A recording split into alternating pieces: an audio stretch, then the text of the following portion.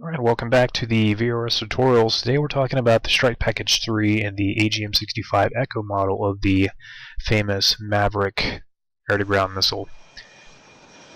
Again, we're simulating that you are a virtual student naval aviator here at VFA 122 out at NAS Lemoore, California, learning to fly the F-18 Super Hornet. We're going to go over some basic pre-flight data today. I'm not going to bore you with the details of the AGM-65. As you probably know, there's multiple versions of the Maverick, and there's different versions for different branches of the service. Not every branch uses the same one. For what we're using today for the Navy and the Marine Corps, the Echo model Maverick, which is the laser Maverick, using reflected laser energy to guide to its target. There are different versions that the Air Force use, and many of you probably know that. We won't go over that at this time. For the payload section, you should be fairly familiar with the ACM of the VRS. We have a pre-selected package, which will be the Strike Package 3, which will load you up with a few MAVs, and everything else is just kind of added. You can take it off if you want. We're actually just kind of strictly working on the Mavericks for this lesson. Again, before you exit out the ACM, make sure you always save the new configuration, or you won't see it in the game. Starting with from Lemoore, and we're going to just basic flight plan out to Barstow.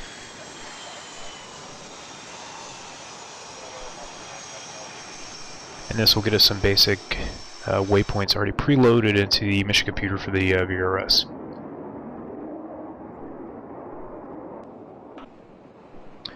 Pretty simple flight plan here, and again, by now you should be fairly familiar with the FSX and how to adjust or add or delete waypoints to flight plans, something that's really nice coming from FS9.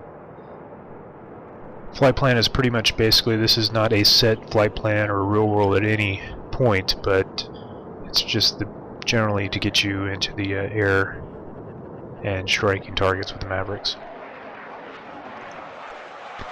There's several ways you can get to your target coordinates if you're going to a fixed target. In this case, we're looking at an oil type facility. If you have Google Earth is really the best way, but if you have any type of FS Command or any type of system like that, you can get your lat long, which will allow you to put that data into the aircraft and get you pretty much right on where you want to shoot your targets. Alright, as you know, with the default scene, you can just hit Shift-Z, which is your standard key, to pull up your lat long within FSX. Alright, you're using sequence 1 for the flight plan, and this lesson isn't actually showing you how to navigate the F-18. Hopefully by then, now you've already known how to do that with some of your basic nav flights. But this is the general overview of what we're actually trying to do. Nav to the target, designate the target, allow the Maverick to track to that target, destroy the target. If you remember from the TDC priority lesson, we can actually use the HUD as our TDC to actually designate targets. You'll see this small dot inside the velocity vector. It'll let you know that you have the HUD set up, and same with enter. This would be good in a low threat environment if you needed to get down and actually hit a target without any type of pre-planning. And generally you'd have a route back to the airfield, or you can just reverse the route that you already have.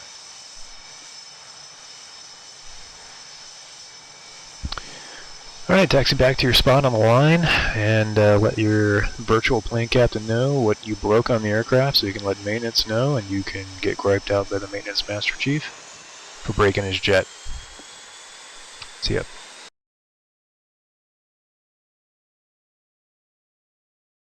Alright, on the ramp, a good idea is to kind of keep everything compartmentalized as far as what we're doing. If we're going to fly an actual standard instrument departure out of Lemoore, it's good to have that stuff already preset in your FSX flight planner, so it's in the mission computers for the aircraft. You can put those waypoints in and have everything you need, or you can actually add them later on by using the UFC to input those waypoints. We've got our takeoff clearance and ATC squawk, and in this case we're showing all the combat modes selected as well, 1, 2, and 4. Generally for stateside flying, you're only going to need mode 3 and mode Charlie boxed for ATC purposes, but we'll go into the IFF issues later. Alright, so before taxiing out of the chocks here, we're going to make sure our HSI is set up for whatever nav aid we need, or if we have a set waypoint for the departure that we're going to use. The DDI setup is really based on SOP. Just doing some research with real-world F-18 guys.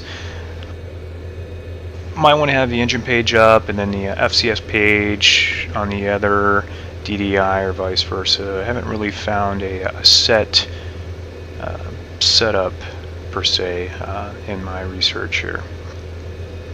Regardless, you have your center MCPD, which will always have the HSI, and that's going to be kind of our primary focus on at a departure. Alright, taxi out of the chocks, saluted your plane captain, and we are moving out to the active. Now, generally in the taxi in a congested area like that, the rule is no faster than you can walk, but we all know sometimes it is a flight sim and you want to get out to the runway and get going. 5 Freedom Marshal, Case 3 recovery, CV1 approach, expected final bearing 331, altimeter 3001. 205. No rule run up for the F-18 like you might be thinking in the stock Cessna, or if you've flown any type of general aviation aircraft. Run will be done on the runway. But it's a good idea as you're taxiing to have everything set up. Go through your takeoff checks, flaps, trims, seats, all your lights are good, and everything else you need.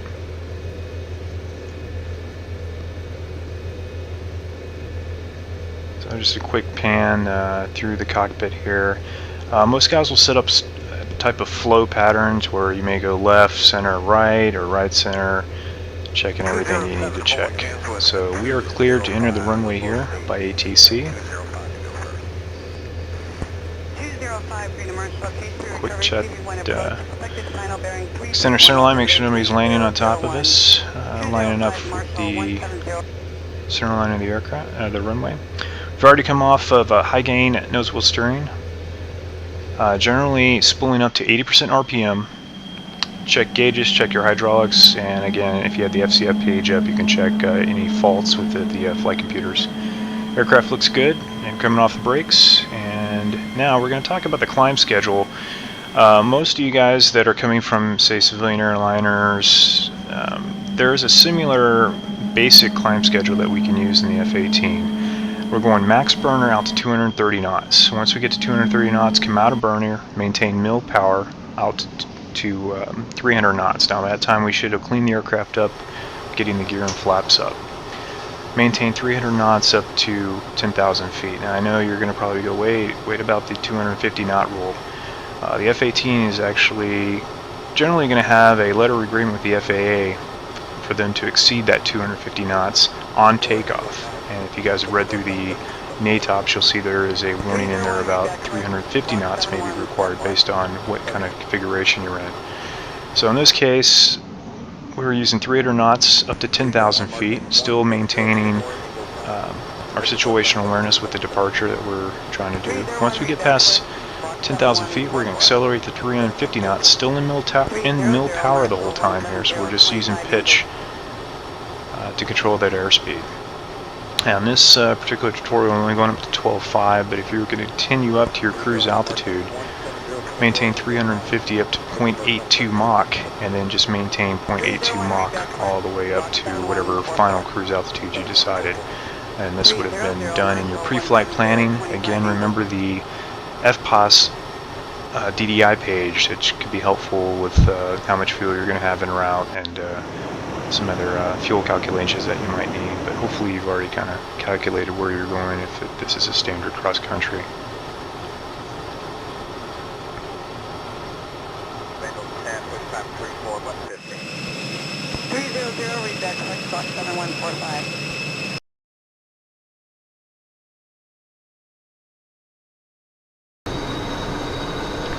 Okay, we're set in master mode, and again it's going to default to the map position, and then we'll just switch to GMT using the push button.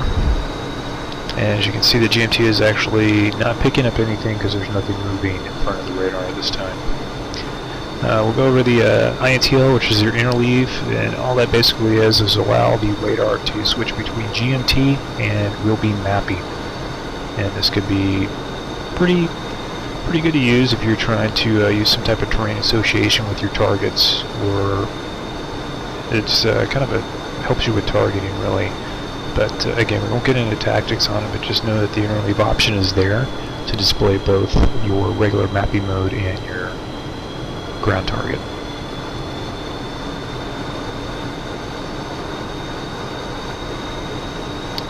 Alright, just to kind of make it easy here, we're going to leave the interleave off so we can just strictly concentrate on our GMT. Now the timer, cage and uncage, again this is going over the Maverick, so once I go to the spoilers page and select the Maverick, it's going to take some time for the Maverick, the gimbal inside the nose, to actually spin up to operating speed. So you'll see this timer countdown, and this will be something you need to plan for prior to getting into your target area, because this would really suck to be trying to wait for a Maverick to spin up and you're getting shot at by the Tacpack bad guys.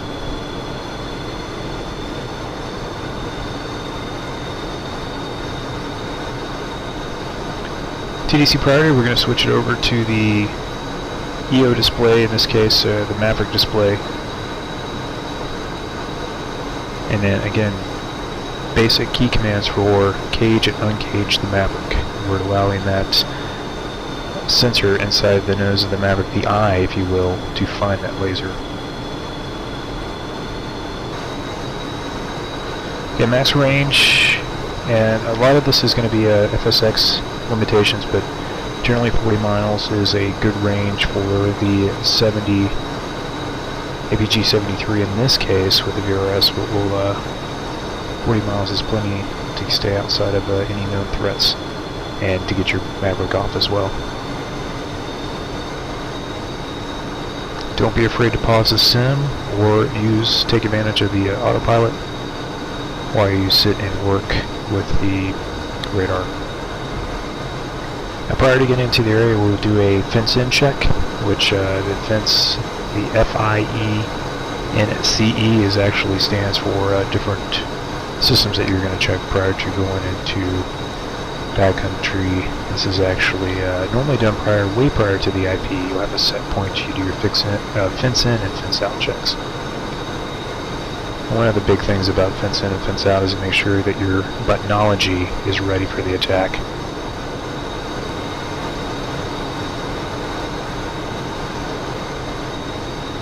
Okay, so on our left DDI we've got the Maverick with the associated sensor moving around inside its display, and we're going to need to shift priority over to the right DDI, which is back on the GMT radar. TDC down and basically hit enter, and now you've selected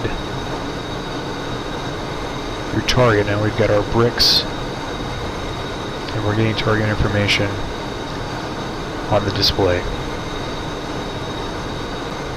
Okay, back over on the actual left DDI where we've got the Maverick display, you've got the gimbal angle, which is the circle, and then you've got the gimbal itself as it moves around trying to find that laser energy, which is the small square.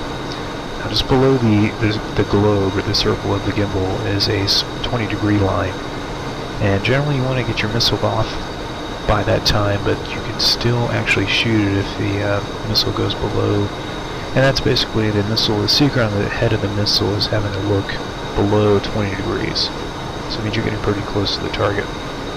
TTMR is your time to max range, and this countdown will start when the missile has the laser and starts based on which your aircraft is doing at that time.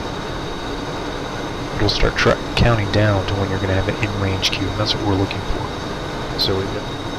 Okay, so the Maverick is in the HUD. You should be looking for, and because we've done our pre-flight and pre-attack checks, defense-in checks, the Maverick is actually already ready to go and uncaged and looking for our target.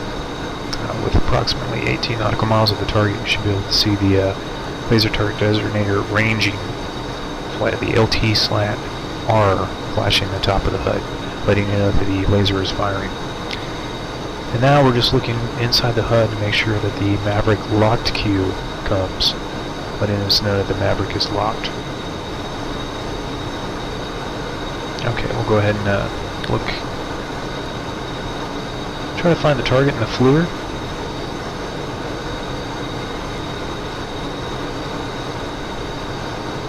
We've got some cloud cover right now, so we're not probably going to get that at this range extent. And this target is actually going to make another turn, but for planning purposes, this will kind of help you know that if you need to do a re-attack, where that target might be going. And we just made our rifle call, which is the code name for the Maverick shot. And now we can just wait for the Maverick to hit its target using the FLIR for bomb damage assessment. As you can see, the target's been destroyed. Again, that's being the Echo model laser. It still needs to get that laser energy, either from yourself or from somebody buddy lasing for you or somebody on the ground, unlike the other versions of the Maverick. But this is a brief explanation of using the radar and the Maverick together.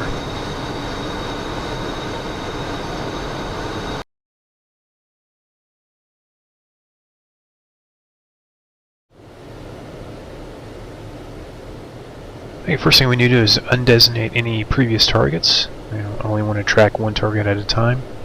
And we're going to use waypoint 6, which was not in our initial flight plan, and we'll actually edit, insert, and delete some waypoints here. Now this is a separate tutorial to do this within the mission computer, the F-18, but this is a basic overview of how we're doing it. Again, using the autopilot, or just go ahead and simply pause the sim to allow you to manipulate the waypoints and enter your data. The big thing with entering data is to remember garbage in, garbage out. So type in something wrong, you don't verify it, and then you'll be wondering why your target is in another country. So we'll go to the data page on the HSI. In this case, we're using the MCPD just because it's easy, and block off the FR controller is what we're going to need to use to type all our data. And we're currently naviging to waypoint 2, so we want to use that as a reference waypoint. So what we're going to do is block off the reference waypoint block, and that'll allow the aircraft, if we were still moving, to continue navigating to the current selected waypoint, so we don't change that waypoint and have the aircraft start navigating to the new waypoint. Okay, so we've pushed up to waypoint 6. As you can see, the lat long lines were completely empty, so now we'll go ahead and punch those in. To finish out the complete lat long, you're going to need to make sure that you fill with the trailing zeros for both the lat and the long. So basically just make sure it looks right for what you have written down prior to hitting enter on the FR controller.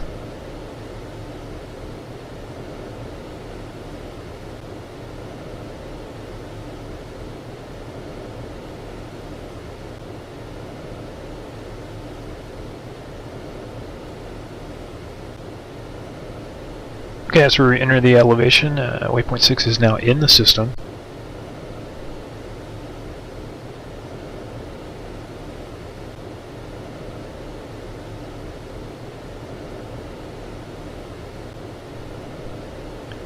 And now we need to go ahead and insert and delete some of the waypoints. So we're using sequence 1. We'll block sequence. And we're going to delete the unneeded waypoints 2, 3, 4, and 5. All we need is the start waypoint, and in this case waypoint 6, which is our new target waypoint. Pretty simple. UFC, block off, delete, and just go ahead and one by one delete your waypoints. Click over, insert, waypoint 6, and now waypoint 6 is added to the flight plan. You can check your work at the bottom, not really the scratch pad, but at the bottom of the MCPD to make sure. Back in HSI mode, and just give it over, just look at everything, and sometimes you can actually cycle through your waypoints, just kind of make sure everything jives with what you entered. This is a good way to make sure that your fat fingering, as we call it, or the way you put your lat long in is correct. Now we're going to unpause the sim.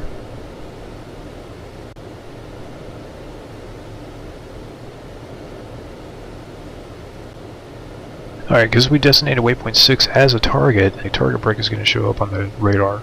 So we're telling the mission computer through the radar that we've already got something designated out there, and we're not going to need any further designation.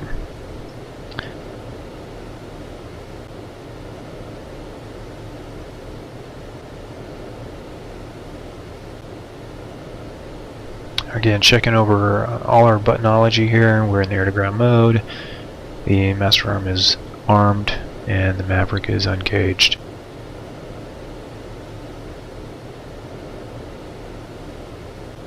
Alright, so now we're actually turning to waypoint 6 that we've designated as our target.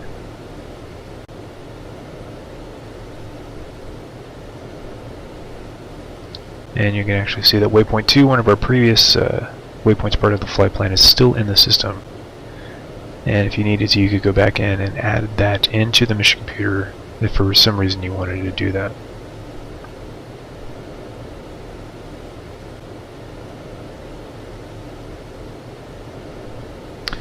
Okay, so the Maverick is uncaged, and it's slewed right now to, as you can see by the large S, it's in the slave mode. So it's uncaged, it's just waiting to pick up that laser energy that we're going to tell the Maverick kind of where to look at this point.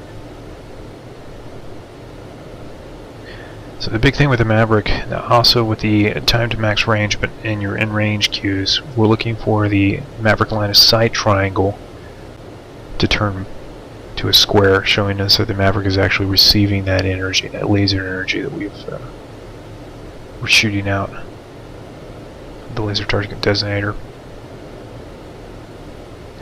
Alright, so the symbology stays the same. In this case, we're waiting for the MAV to come within the max range.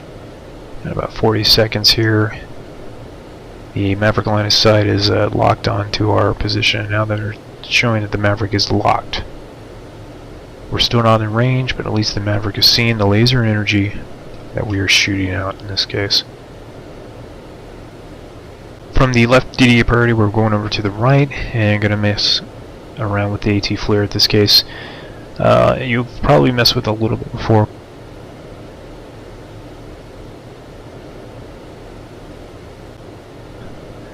Alright, you can fine tune your destination with, as long as your TDC priority is over on the right DDI.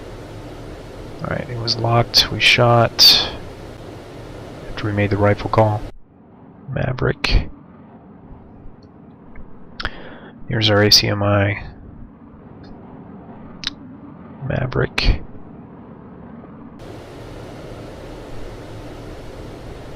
Hit.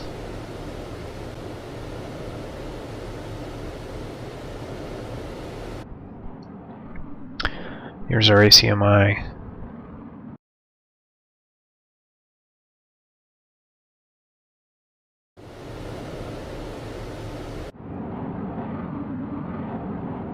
Okay, now we'll send TDC priority to the HUD, and this is good for quick reattacks. So we'll in it in the target. We're not going to mess with the FLIR or the radar. Quickly designate and pickle off the Maverick. This would be good for vehicles or point targets like this plant that we're actually targeting in this case.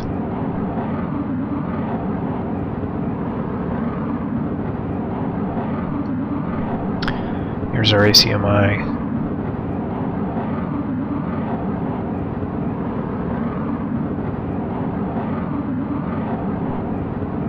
And you can see the smoke in the background.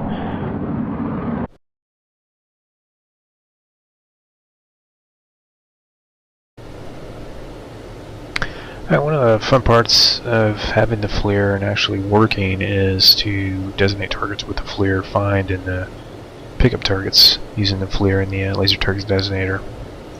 We've got a single Maverick remaining, so let's find a target. DDC priority is over on the right DDI, and we're just using the arrow keys to slew the FLIR around as we try to find a target. Alright, looks like we got a bridge. Change your field of views and sweeten up the designation. Now I've hit enter, and now that target is designated. So the laser is firing at that bridge this time. We're still pretty close. The Maverick's already off. Again, you can sweeten up the target as long as you stay in the right DDI priority, but I found in practice that if you try to get it too, I guess, continue to make adjustments, this will actually miss your target.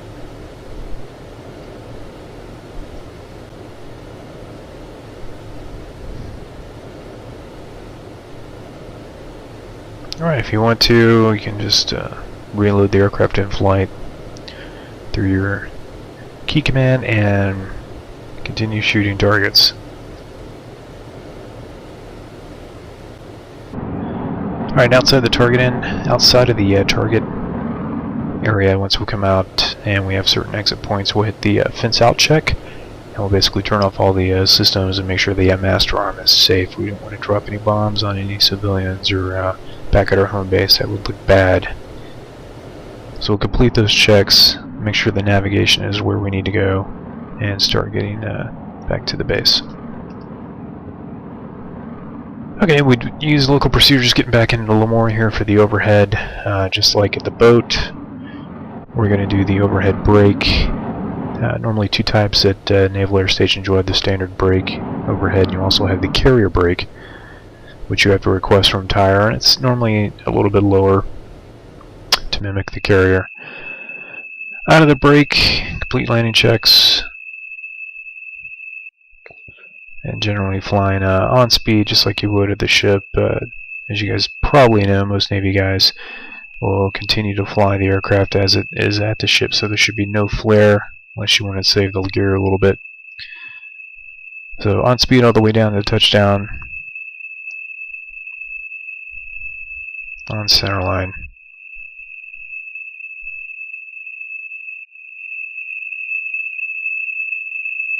See ya.